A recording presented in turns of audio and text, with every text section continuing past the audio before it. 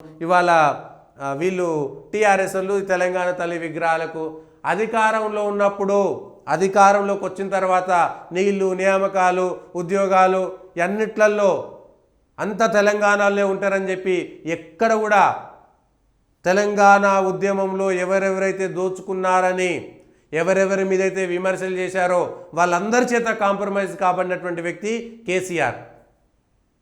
Mega సంస్థతో సహా ఆంధ్ర కాంట్రాక్టర్లకు మొత్తం కాంట్రాక్టులు ఇచ్చినటువంటి వ్యక్తి కేసీఆర్.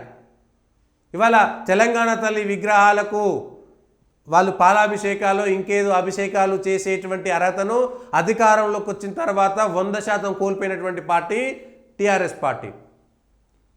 ఎస్, 100కు 100% నికార్సైనటువంటి కేవలం తెలంగాణ వాళ్ళ కోసం మాత్రమే, తెలంగాణ మట్టి బిడ్డలకు మాత్రమే మేము వాళ్లకు రిప్రజెంటేటివ్స్ అని చెప్పుకునేటువంటి అర్హతని కేసీఆర్ కానీ టీఆర్ఎస్ పార్టీ కానీ ఎప్పుడూ కోల్పోయింది. క్రమక్రమంగా అధికారంలోకి వచ్చిన తెల్లారి నుంచే పూర్తి స్థాయిగా ఏ తెలంగాణ ఉద్యమం అయితే, ఏ స్ఫూర్తి అయితే, ఏ భావజాలం అయితే ఉండిందో దాన్ని అంతా తీసేసారు.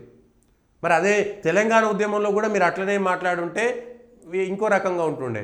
మిగిలిన వాళ్ళు మాట్లాడారు, మేము పరిపాలనా పరంగా తెలంగాణ ప్రత్యేక రాష్ట్రం కావాలి, అట్లానే ఆంధ్రోళ్ళ మీదనో మిగిలిన మీదనో మేము దేశం ప్రకటించడం లేదు, దేశమంతా ఒకటే, కానీ పరిపాలనా సౌలభ్యం కొరకు ప్రజల సెంటిమెంట్ కోసము మిగిలినటువంటి చరిత్ర దృష్టితో తెలంగాణ ప్రత్యేక రాష్ట్రం కావాలని కోరుకున్నారు. కానీ ఇష్టమున్నట్టుగా రెచ్చిపోయి అక్కినేని నాగేశ్వరరావు కొడుకు నాగార్జున పెద్ద దొంగ అని చెప్పింది ఇదే కేసీఆర్. మరి ఈ 10 ఏళ్ల పాటు ఏం చేసిరు? అదే ఏం చేయలేకపోయారు కదా. ఆంధ్ర వాళ్ళు సినిమాలు ఇష్టమైనట్టుగా తీసుకొని మేము అందంగా లేదా, కోదండరాం అందంగా లేడా అని చెప్పినటువంటి వాళ్ళు మీరే కదా. మరి కేసీఆర్ని పెట్టి కోదండరావుని పెట్టి ఎందుకు సినిమాలు తీయలేదు? తర్వాత అధికారంలో మీరే ఉన్నారు కదా. మీరు తలుచుకుంటే తెలంగాణ సినిమాలు ఒక 100 సినిమాలు ప్రోత్సహించేవాళ్ళు. వాళ్ళు కూడా అవసరమైతే హైదరాబాద్లో ఉన్నటువంటి వాళ్ళంతా కూడా తెలంగాణ సంస్కృతి సాంప్రదాయాలను ప్రతిబింబించే విధంగా సినిమాలు వచ్చేటివి. రామోజీ ఫిలిం సిటీని 1,00,000 నాగన్లతోటి దుంతా అని చెప్పినటువంటి వ్యక్తి ఏమైంది? ఎక్కడికి పారిపోయిండు? ఆఖరికి ప్రశ్న అడిగినటువంటి జర్నలిస్ట్ను బెదిరించిండు ప్రెస్ మీట్లు వరంగల్లో. నీకేం తెలుసా, నువ్వు విన్నవా, నువ్వు చూసినవా, పెద్ద తెలికల్లు అనుకుంటున్నారని జర్నలిస్ట్ను ప్రెస్ మీట్లో తిట్టిండు వరంగల్లో. ఇదే కేసీఆర్. ఇవాళ తెలంగాణ సెంటిమెంట్ను వాళ్ళు రైజ్ చేసుకుంటున్నారు, రాజీవ్ గాంధీ సెంటిమెంట్ను వీళ్ళు రైజ్ చేసుకుంటున్నారు. సెంటిమెంట్ విషయంలో తప్ప ఇంకొకటి లేదు. నిజమైనటువంటి తెలంగాణ నిజంగా మీరు అక్కడ కట్టిరు కదా, ఇగో ఇది విషయం. రేవంత్ రెడ్డి గారు ప్రత్యక్ష ప్రసారం చేస్తుంటే కరెంటు పోయింది, కరెంటు పోతలేదు, ఏం పోతలేదు అనేటువంటి మాటలు చెప్తున్నటువంటి మీరు ఒక్కసారి ఆలోచన చేసుకోండి.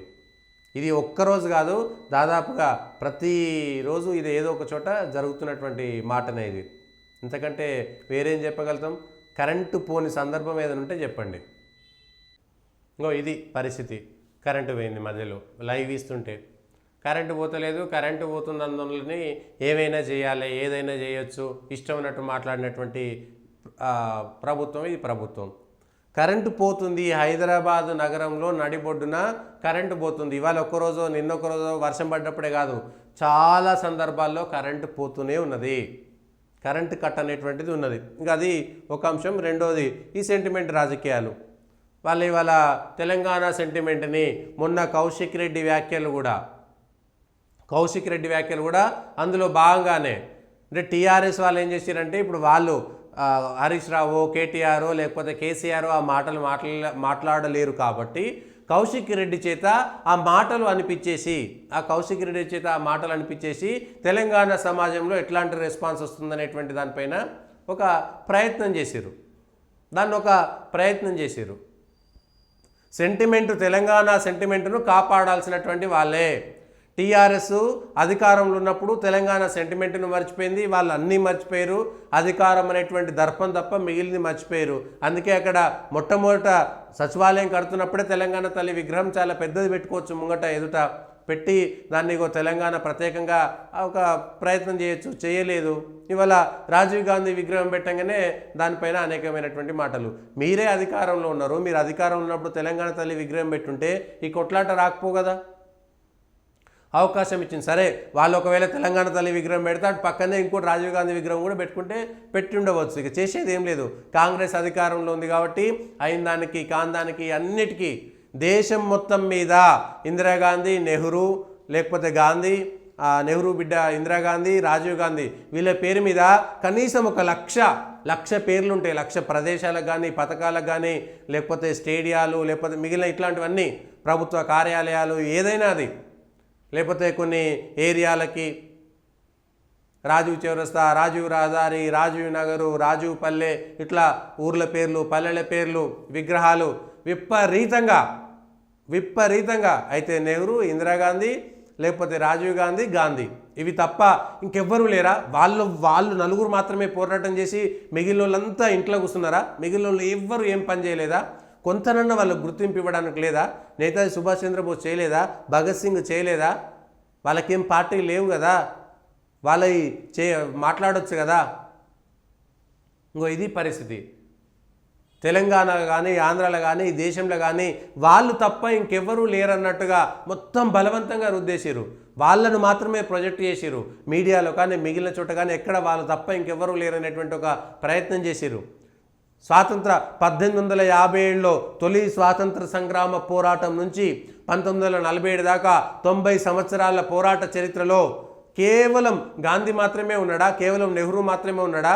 ఆ తర్వాత ఇందిరాగాంధీ, రాజీవ్ గాంధీ మాత్రమే ఉన్నాడా? పివి నరసింహారావు కూడా మీ మనిషే కదా, కాంగ్రెస్ మనిషే కదా, పెట్టొచ్చు కదా. లేకపోతే చరణ్ సింగో, లేకపోతే విపి సింగో వాళ్ళవి కూడా పెట్టొచ్చు కదా, వాళ్ళ విగ్రహాలు కూడా పెట్టొచ్చు కదా. తెలంగాణ నుంచి ప్రాతినిధ్యం వహించినటువంటి పివి నరసింహారావును అవమానించినట్టు కాదా ఇది?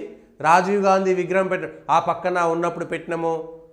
పివి నరసింహారావు ప్రధానమంత్రి అయింది మొదలు ఇప్పటిదాకా ఆయనను అసలు ఎంత అణిచివేయాలనో, ఆయన చరిత్రను ఎంత చేయాలనో, ఎంత అవమానించాలనో అంత అవమానించింది కాంగ్రెస్ పార్టీ.